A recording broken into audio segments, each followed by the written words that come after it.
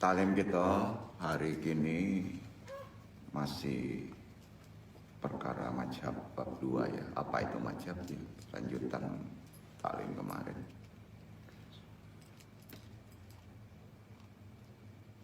Assalamualaikum warahmatullahi wabarakatuh. Waalaikumsalam warahmatullahi wabarakatuh. Alhamdulillahirabbil alamin.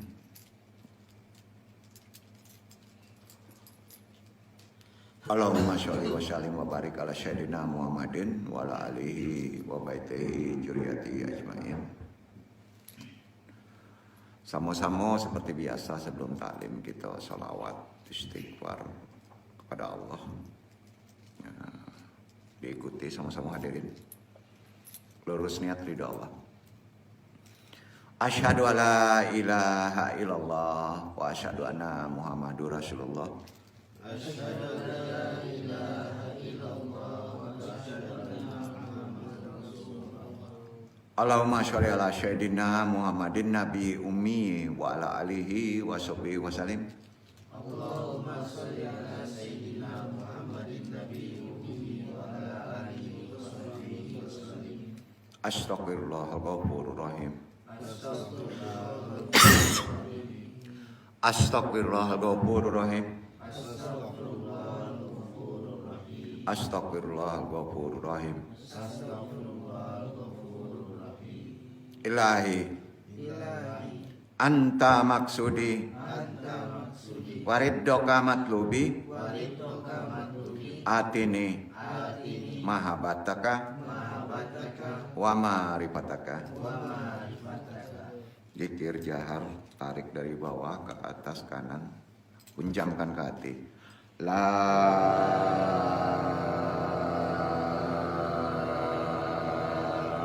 ilaha illallah. La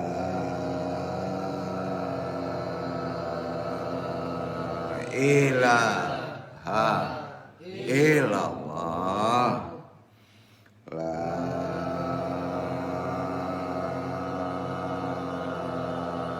ilaha illallah. La ilaha illallah Muhammadur Rasulullah. Ilaha diniya asoli wa ilaha droti Syekh Abdul Qadir Jalani bisyafaat Nabi Muhammad biiznillah. Waridullahi ya Allah ya Allah ya Allah innaka ala kulli syai'in qadir takdi hajatina pasang niat ridha Allah. Wa khususan abaruhiya Nur Muhammad khususan ila ruhi Muhammad Nabi Yunaka muslimin mu'minin muhsinin. Wabil khusus hadiri al-mahdi kalifatil rodin. Wabil khusus arwahi juriyatihi wa khususan arwahi muslimin mu'minin wa muhsinin. Al-Fatihah. A'udzubillahi minasyaitonirrajim. Bismillahirrahmanirrahim. Alhamdulillahirabbil alamin. Arrahmanirrahim. Maliki yaumiddin. Iyyaka na'budu wa iyyaka nasta'in. Ihdinas siratal mustaqim.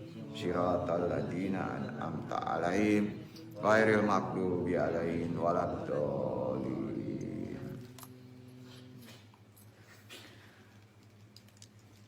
Subhanaka ilma lana ila ma 'allamtana innaka antal alimul hakim.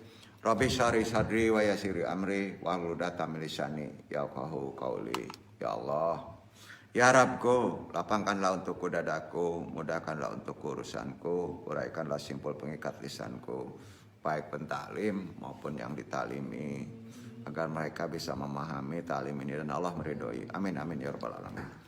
Puji syukur hari ini kita masih bisa bertaklim di tempat yang penuh rahmat ini untuk berthalibul ilmi.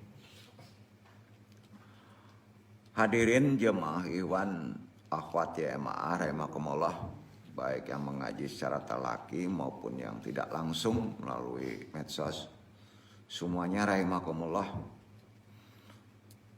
Di pertemuan taklim hari ini Al-Fakir coba membahas mazhab bab 2 ya.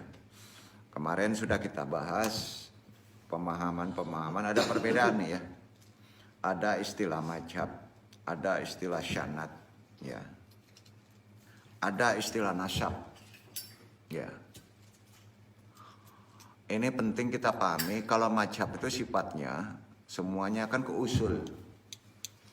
Sandarannya ke ilmu tapi sifatnya umum, terutama di bidang umumnya fikih ya, walaupun di tasawuf juga ada mazhab ya. Karena mazhab itu larinya kembali ke awal, bisa begitu. Kalau sanad itu lebih cenderung ke person ya. Disiplin ilmu kemana kita ambilnya sanadnya ya. Kalau nasab itu terkait keturunan, juriyat. Nasab antum siapa? Bin gitu ya. Jadi itu perbedaannya dan itu tidak lepas dari kehidupan kita dalam hal mencari ilmu. Jadi mencari ilmu itu tidak akan lepas ya. Kalau ulama itu harus tahu nasab kita siapa, mazhab kita apa, sanad kita apa. Ya. Nggak boleh karena orang perlu bukti kan. Nah, disinilah yang perlu dijelaskan. Karena zaman sekarang ini kan nggak ada ilmu yang dapatnya arti kata dari kecerdasan murni. Ya. Dia selalu ada yang disebut tukilan-tukilan yang ditentukan oleh Allah kan. Karena kita sebenarnya dalam beragama nggak boleh melalui akal kan. Nah, ya. Itu sebabnya dong kaji perkara mazhab.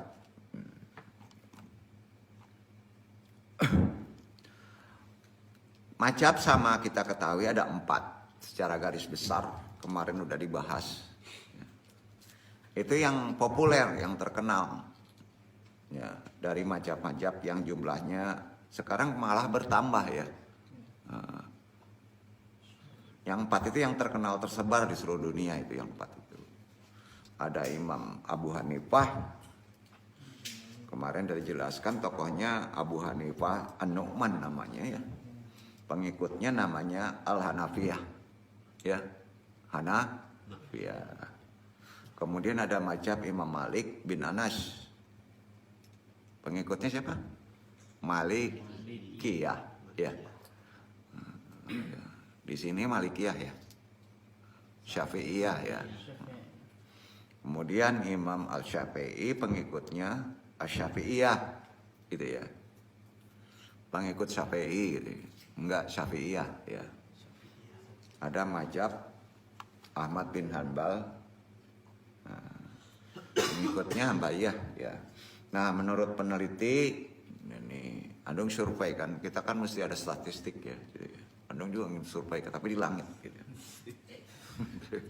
Di survei ini benar nih ya. Antum suruh survei yang mengikuti di dunia ini repot antum ya, keluar biaya gede itu. Mesti keliling dunia kan. Tanya masih rumah, kamu mazhabnya apa? Kamu mazhabnya apa? Kan repot ya. Jumlah pengikut mazhab dari 96 umat Islam, 96% dunia. Khusus fikih nih, fikih ya. Nah, dari mazhab yang 4 ini.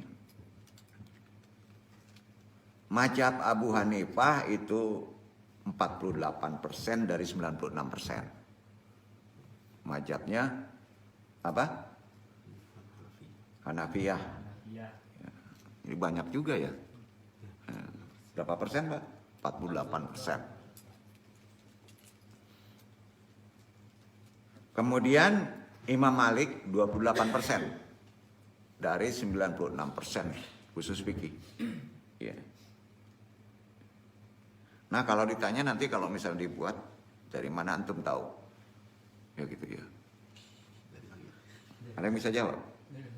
Dari mana antum tahu? Dari guru saya. Gitu ya. Guru saya siapa? Handung Lam Hanu. Nah, gitu kan? Mazhab beliau apa? Gitu. Itu harus begitu tuh.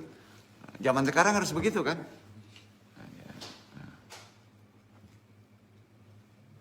28% Imam Malik dari 96% penduduk dunia. Jadi Imam Syafi'i itu 15%. Imam Hambal 2%. Ternyata Syafi'i yang banyak itu hanya di Indonesia. 28. Kalau dunia itu sedikit. Ya, yang banyak siapa tadi?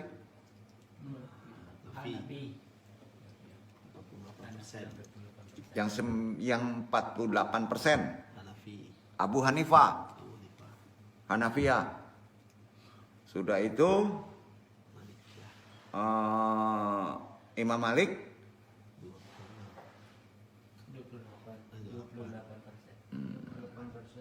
48% itu Abu Hanifah.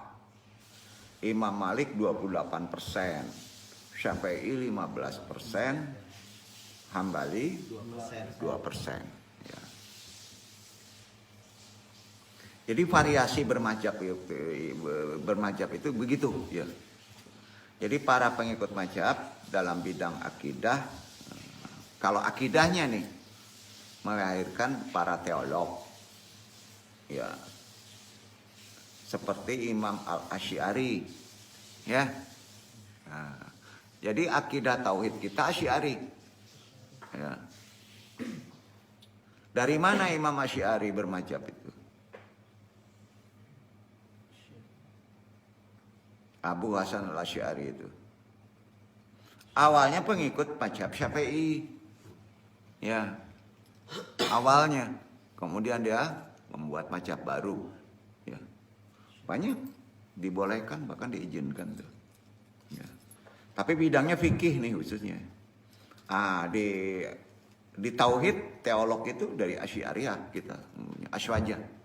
Ya. Sementara mazhab Imam Abu Hanifah melahirkan seorang teolog bernama Imam Al-Maturidzi. Pernah dengar? Nah, ya. Artinya Imam Al-Maturidzi ahli di bidang akidah. Tetapi mazhab fikihnya mengikuti Imam Hanafi. Maturidzi itu bukan ke Syafi'i. Asy'ari yang ke Syafi'i. Disitulah Abu Hanifah ini dari Maturidzi melahirkan pola berpikir mutakalimun dari fuqaha. Ya. Nah, ini kalau didalami panjang ini ceritanya ya. Nanti dong jelaskan, hati-hati ya kalau salah ambil ini bisa jadi masalah. Ya. Nanti ada khusus dong jelaskan. Pada zaman Nabi dulu kan tidak ada pemisahan ilmu, nggak ada kan? Seorang Muslim itu kan menggabungkan 3 sisi ilmu di dalam dirinya pada masa sahabat. Ya. Punya akidah menyangkut apa yang harus diyakini, kemudian amaliyah, fikihnya itu sendiri atau syariah, kemudian akhlak dan tasawufnya juga bersatu dalam satu dimensi keilmuan. Nah, kemarin sudah dijelaskan. Jadi yang disebut ahli agama itu ya kafah, yang mempunyai 3 keahlian tadi. Ya biasanya, misalnya seorang sufi harus apa? Harus faqih, gitu ya. Seorang sufi, orang tasawuf harus faqih. Ya juga itikad akidahnya harus benar, seperti itu. Jadi imam-imam mazhab itu umumnya sufi. Nggak bisa, nggak sufi, nggak bisa, nggak bertarekot. Semua. Jadi urgensi bermadzhab itu tidak disandarkan pada fikih atau ya, bukan saja ya. Di zaman sekarang urgent nggak untuk memahami mazhab? Urgent ya. Penting. Arti kata kita ini harus bermadzhab. Nah ini kan ada yang menyesatkannya kan. Ya. Bermadzhab itu kan artinya punya metode, punya cara, punya rumus, punya teori gitu ya, dalam memahami satu disiplin ilmu agama. Ya. Punya sumber, berarti kita akademis kan. Ada referensinya kita melakukan amalan. Itu mazhab.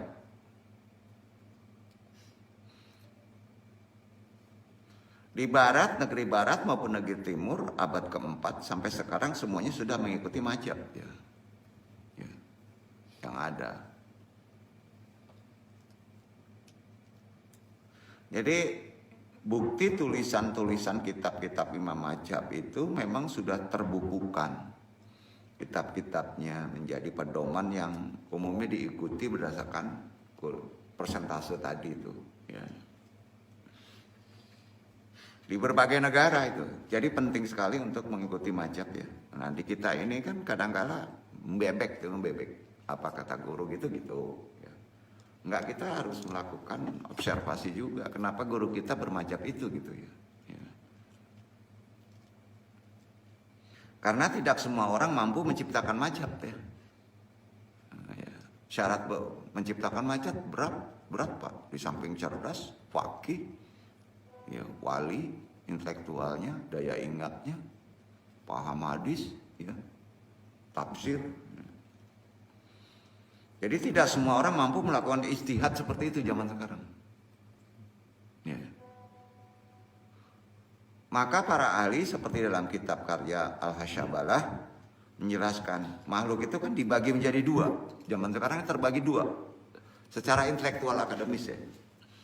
Kelompok yang jumlahnya tidak banyak, yaitu orang-orang qadirun ala istimbatil ahkam. Orang yang mampu menggali hukum langsung dari sumbernya.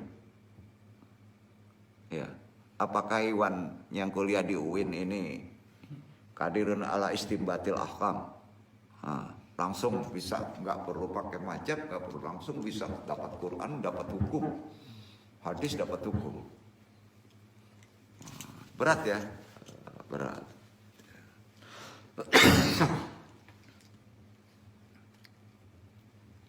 Siapa itu orang yang qadirun ala istimbatil ahkam? Ya para mujtahid. Ya udah langka. Terutama yang disebut mujtahid mutlak mustaqil. Mereka bahkan bisa membuat kaidah-kaidah sendiri untuk memahami Al-Quran dan As-Sunnah. Nah, itu bukan gelarnya, bukan profesor lagi itu. Ya kan? Nah. Kemudian ada juga mujtahid muntasib. Yaitu tidak membuat kaidahnya sendiri, tetapi mengikuti kaidah yang dibuat mujtahid mutlak. Ya, nah kita ini. Berarti kalau ditanya, kita ini para pemikir mujtahid muntasib.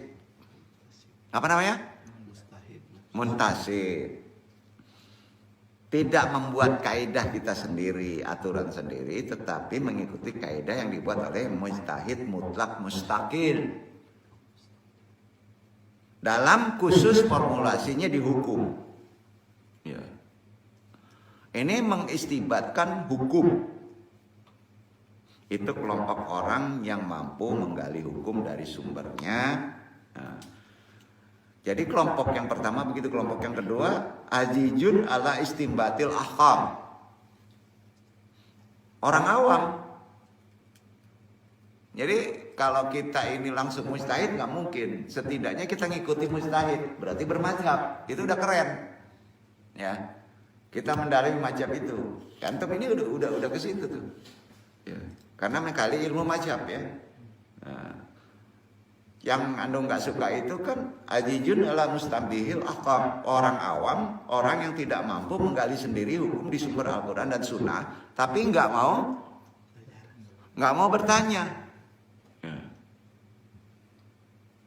Karena keterbatasannya itulah kalau mereka dipaksa istimbat ya, oleh kita orang awam ini, bubar agama nih, bisa rusak. Itu banyak itu, ya, banyak seperti itu. Karena orang itu nggak mampu menafsirkan kan, apalagi Quran. Menafsirkan Quran itu kan berlapis. Ya. Tidak literal begitu aja kan ya, nggak bisa. Jangan sampai antum semua kena hadis ini nih. Man fasyaral Quran biraihi falyatabawa maq'aduhu minan nar. Siapa yang menafsirkan Al-Quran dengan pendapat nafsunya, pikirannya, maka nerakalah tempat sih. Gaknya hadis ini sahih. Jadi Quran nggak boleh langsung misalnya gini ya, oh gua anak UIN nih, langsung gua ke akal, diartikan begitu aja. Kata hadis neraka loh. Nggak bisa. Jadi gini, coba kita beradab dengan Quran. Walaupun kita merasa ada syir mampu, mudah dipahami, tetap kita harus nukil ke istimbat mazhab. Ya. Itu lebih bijaksana kan, lebih aman. Karena ingat Quran ini ada kodam loh. Ini ada penjaganya kan. Tiap ayat ada penjaganya loh. Bahaya itu, nggak bisa sembarangan. Beda dengan kitab ini ya, kitab apa? Konghucu ini ya, silat tuh ya, beda ya. Seperti zaman sekarang ini. Zaman sekarang ini kan banyak orang yang dengan beraninya mengatakan tidak perlu bermacam. Karena kecerdasan kita sudah maju. Ngapain bermacam? Di Google lengkap kok, ya gitu ya. Tinggal buka, set. YouTube lengkap kok, set. Ya. Gak perlu bermacam. Itu disebut ala majhabiyah. Kelompok non mazhab banyak, ya, banyak. Keluar dari mazhab yang ada karena Islam diturunkan katanya mereka. Pernah duduk, pernah berdebat. Mazhab-mazhab di zaman Nabi kan nggak ada. Jawaban mereka, nggak ada zaman Nabi mazhab-mazhab. Ya kita kembali ke zaman Nabi aja. Kalau ngomong kayak gitu kembali aja antum ke zaman Nabi ya. Betul kan? Setuju? Ya. Sekarang tanya nih, yang berat. Cloning gimana hukumnya? Ya. Cara Islam, berani nggak nyiptain? Di mazhab nggak ada loh. Hukum sedekah ditaruh di bank gimana? Yang ringan. Di mazhab nggak ada kan? Bisa nggak anak UIN ini menciptakan satu disiplin ilmu ini? Referensi mazhabnya mana? Ayo dikejar tuh. Di Quran nggak nampak kan? Hadis nggak nampak. Ya. Dong kasih tahu rahasianya nanti. Mau? Mau kan? Ya. Ini sayangnya pasti nggak diterima nih sama UIN nih. Pasti nggak diterima. Nggak enaknya gitu. Ada yang berapa?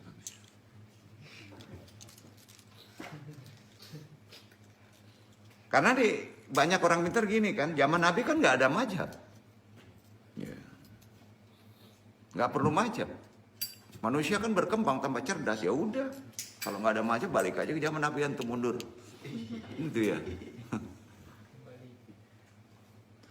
Jadi tanggapan kayak itu tanggapan yang terburu-buru kalau dia dong, nggak berilmu dia. Itu sebabnya ulama-ulama mazhab itu adalah orang-orang yang diberi legitimasi. Ada talqinnya loh. Oleh Nabi untuk diikuti. Karena Nabi memerintahkannya. Memerintahkan dari sahabat turun ke turun gitu ya. Itu yang disebut apa? Nasab atau sanad. Sanad itu yang disebut legitimasinya. Memang kita nggak langsung ke Nabi, tapi sanad kita di atas kita, ketemu kita kan, di atas kita ketemu dengan tabiin kan, di atas itu ketemu lagi dengan gitu. Itu sanad ya. Kalau nasab keturunan. Habib tentu ya, Habib kok hitam ya, kelihatan di fisik. Jadi intinya dari kaji ini, antum tidak boleh tidak bermacam, begitu. Yang keren kan mereka bermacam bernasab, tapi kita kan mereka bermacam bernasab ininya juriatnya jelas gitu ya. Itu jarang ya. Panjang kita nyarinya.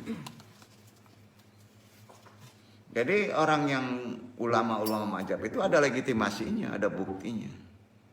Karena Nabi memerintahkan umat untuk membukti pendapatnya. Jadi ulama mazhab itu nggak boleh bertentangan dengan Al-Quran dan hadis, itu pedoman awal. Mereka inilah orang-orang yang diberi kewenangan oleh Nabi untuk bisa memahami dan menjelaskan maksud dari Al-Quran dan Sunnah. Yang kemudian di sini lahir yang disebut kalau berbeda ijma, ya ijma, kesepakatan ulama. Kemudian Al-Quran sebagai penafsiran terhadap ajaran-ajaran Allah dan Nabi sendirilah yang memerintahkan ulama itu untuk diikuti. Ya. Ulama antum siapa yang diikuti gitu. Jadi perintah untuk mengikuti ulama itu langsung bersumber dari Nabi sendiri kan. Ya. Rasulullah SAW mengisyaratkan hal ini dalam sabdanya yang diriwayatkan Abdullah bin Amri ibnu Ash. Sabdanya gini, aku mendengar Rasulullah SAW bersabda, Innallah layak bidullah ilman jida'an yang tajihu minal ibadi walakin bikobiul ulamai hatta idan lam yubki aliman taqodaha hadas syuru wasyan juhalalan fashilu fa'atau bi ghairi ilmin padolu wa adalu. Artinya gini, sesungguhnya Allah tidak mencabut ilmu dengan mencabutnya dari hamba-hambanya, akan tetapi dia mencabutnya dengan diwafatkannya para ulama. Sehingga jika Allah tidak menyisakan seorang alim pun, maka orang-orang mengangkat pemimpin dari kalangan orang-orang yang bodoh. Jadi meninggalnya ulama macam itu bencana. Kita akan mencari ulama yang bodoh, ya, mengangkatnya. Kemudian mereka ditanya, mereka pun berfatwa tanpa dasar ilmu. Mereka sesat dan menyesatkan. Hadis riwayat Bukhari nomor 100, Muslim 2673. Tidak sahih di sini. Jadi begitu pentingnya kita kalau kita tidak bermadzhab, tidak ada mengikuti madzhab, maka antum akan masuk orang yang bodoh. Ya. Ibnu Rajab Al-Hanbali rahimahullah mengatakan, Asy-Syafi'i berkata begini, lan yakuna hunaka yauma kiamatun hatta tusbihal marifatu. Marifatu syakan min askali jahli wal jahli almun kulu hada yasmalu syuratal maqlubata lil haqiqati al-waqai fi nihayatil waqti wal maqlubatu rasyana ala aqibin fi kulli syu'un. Tidak akan terjadi hari kiamat sampai ilmu menjadi satu bentuk kejahilan. Dan kejahilan itu merupakan suatu ilmu. Ini semua termasuk dari terbaliknya gambaran kebenaran di akhir zaman dan terbaliknya semua urusan. Gini, orang umumnya nggak bermadzhab beresiko, jahil, ya, nggak ada referensi, gitu. Jadi di dalam Sahih Al-Hakim diriwayatkan dari Abdullah bin Amr secara marfu. Ini riwayatnya sampai ke Rasulullah ya. Bal'in min alamati maja'i yaumil qiyamati idlallal ulama'i wa uluwil asyari. Sesungguhnya termasuk tanda-tanda datangnya hari kiamat adalah direndahkannya para ulama dan diangkatnya orang yang jahat menjadi ulama. Ini Jami'ul Ulum wal Hikam, halamannya 60 kitabnya. Semua risalah Andong ini ada referensi. Kalau mau mengambil bisa melihat referensinya kan. Ya. Jadi meninggalnya seorang yang alim akan menimbulkan bahaya bagi umat. Setuju? Bukan bencana, bro. Bencana itu akses dari meninggalnya ulama. Perhatiin. Apalagi ulama itu kalau sudah diakui keulamaannya ya.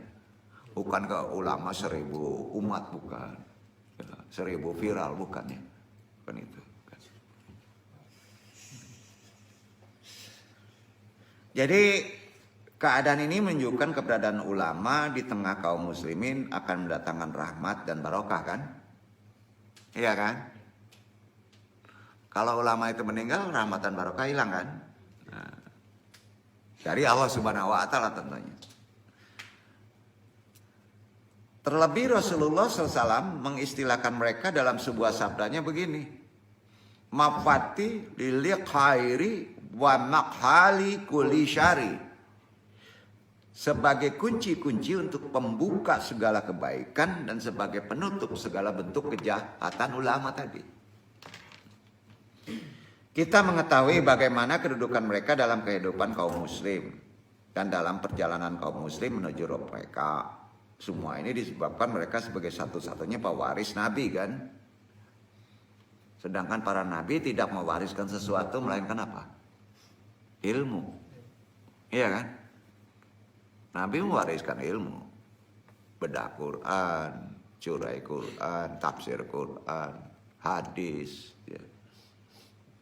Karenanya Syekh Muhammadin bin Shalih Al-Utsaimin rahimahullah mengatakan al-ilmu huwa miratul anbiya'i wal anbiya'i lam yuritu darahiman wala dainarat lakina mawaratuhu kan alman waman akhada mirata hadihil ma'rifati faqad akhadahal katira min miratil anbiya'i. Ilmu merupakan warisan para nabi dan para nabi tidak mewariskan dirham, tidak pula dinar, akan tetapi yang mereka wariskan adalah ilmu. Barang siapa yang mengambil warisan ilmu tersebut, sungguh dia telah mengambil bagian yang banyak dari warisan para nabi tersebut. Wa antal ana fil qarni komisi asyara al qarnu ida kunta min kubara'il marifati ladina waratuhu an Rasulullah sallallahu alaihi wasallam. Fahadihi min ajamin fadaira. Artinya gini. Dan engkau sekarang berada pada kurun abad ke-15. Sekarang udah 20 nih. Jika engkau termasuk dari ahli ilmu di abad 15 itu aja, engkau telah mewarisi dari Rasulullah. Ini termasuk dari keutamaan yang paling besar. Dari sinilah diketahui bahwa para ulama, terutama macam itu, adalah orang-orang pilihan dari abad 15. Karenanya Allah Subhanahu wa taala, dasar dalil yang jelasnya dari Allah adalah berfirman di At-Fatir ayat 32. Baca. Itu dasar.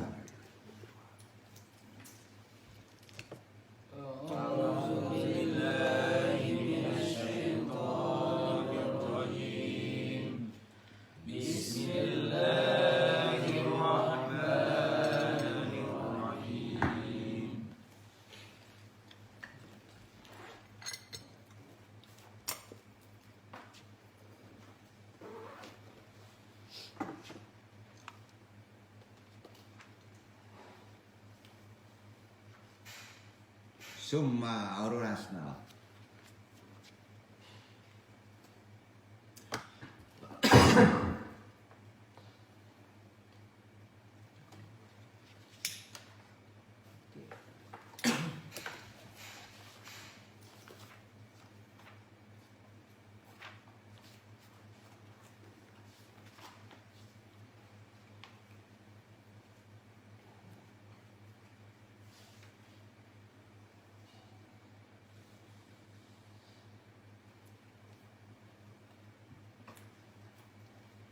ثم أورثنا الكتاب الذين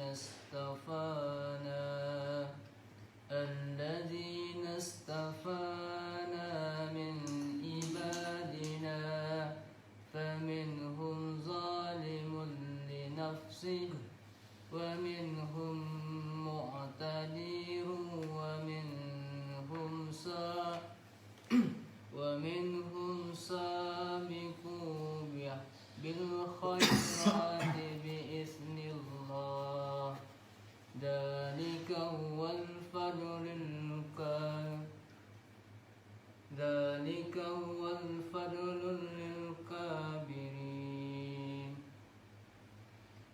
Kemudian kitab itu kami wariskan kepada orang-orang yang kami pilih di antara hamba-hamba kami. Lalu di antara mereka ada yang menganiaya diri mereka sendiri, dan di antara mereka ada yang pertengahan, dan di antara mereka ada pula yang lebih dahulu berbuat kebaikan dengan izin Allah. Yang demikian itu adalah karunia yang amat besar. Jadi udah jelas.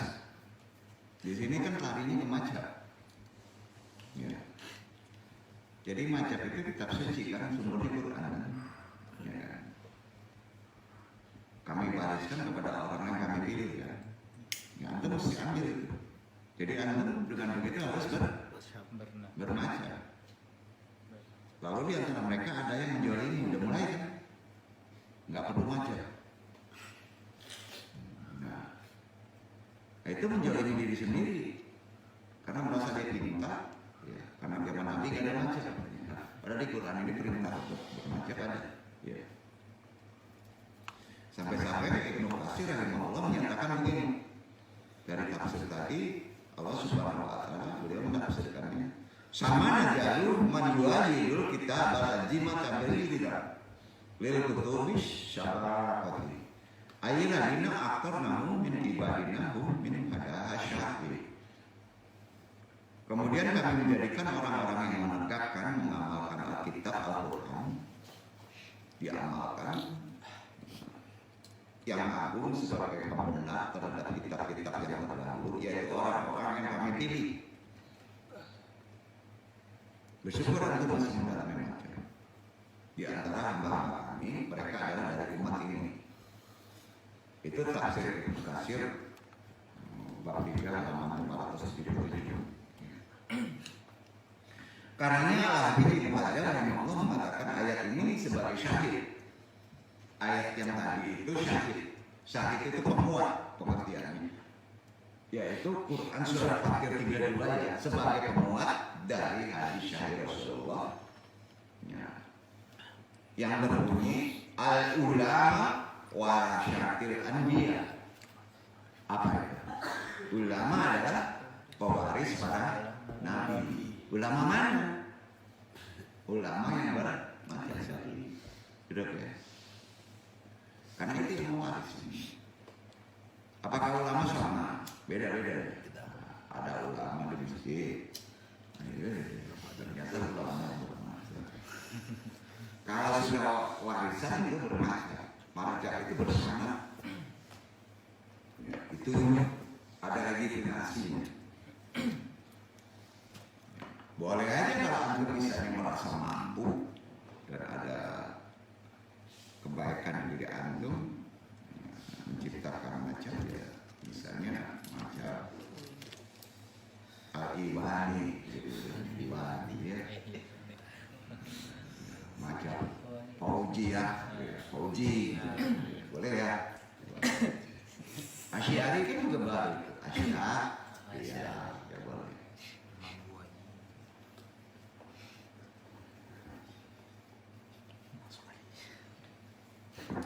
Masih ada.